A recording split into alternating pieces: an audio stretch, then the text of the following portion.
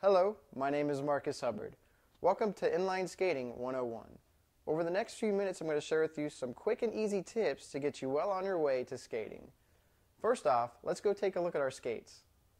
When choosing a pair of skates to buy for the first time, make sure you go with a pair that are not too fast or advanced. I know, everybody loves to go fast. But when you're just starting out, it's best to be safe and make the right choice. You'll avoid quite a few falls.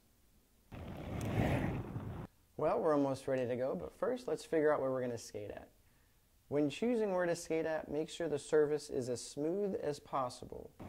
Remember, the smoother your surface is, the more enjoyable skating experience you're going to have. Before you head out on your skate, be sure to lubricate the bearings inside your wheels. I have with me a can of WD-40, and what I'm going to do is just spray each of the bearings inside the wheel casing, just like so. Just going to spray each of them just like that.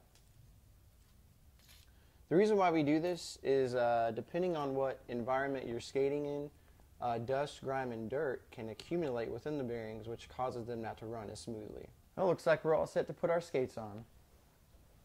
Main thing you want to worry about when you put your skates on is just to make sure you get them as tight as possible without getting them too tight. So I'm going to pull on those. There you go. Depending on what kind of skates you have, you're probably going to have laces. With those laces, you'll probably either have Velcro straps like these, or maybe plastic or metal latches. Like I said, the main thing is that you want to make sure they're nice and tight and snug against your leg, but not too tight. The worst possible thing you can do is get them too tight and end up losing circulation to your leg or foot or ankle. That's not a good thing. If you're wondering why I'm not wearing a helmet or elbow pads, well, simply put, that's how I roll. All kidding aside though, if you're skating for the first time, wear safety gear. Starting out, it is important to know correct skating posture. As you can see, my knees are bent and my back is straight. Be careful, prolonged hunching over can cause lower back pain. First thing I recommend doing is staying in one spot and practicing proper foot placement. What you're going to want to do is to put your feet in a right angle. This right angle is going to stabilize you and keep your wheels from moving, and it's also going to serve as a great launch pad. After takeoff, make sure to increase your speed slowly and gradually as you become comfortable.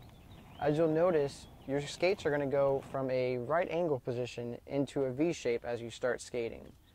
Your legs are going to go right, left, as you skate. While this is happening, your body weight's going to shift from leg to leg to leg to leg.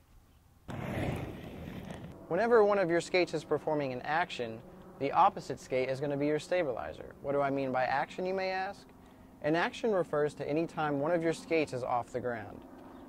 While you're doing this, you're going to continually be balancing your weight from foot to foot to foot.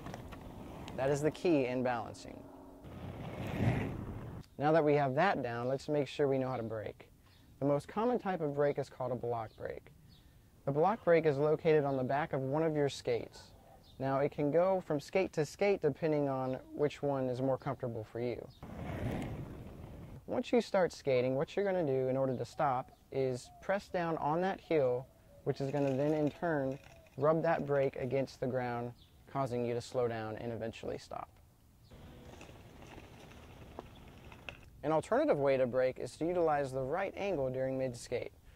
What you're going to do is to drag your back leg behind your front leg horizontally, which is then in turn going to cause you to slow down. If you're more comfortable, you can also perform a toe drag.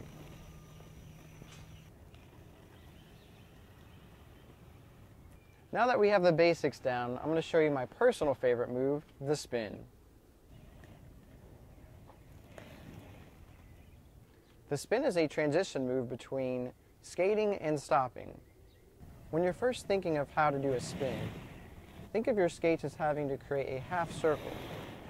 This half circle is going to propel you into the spin.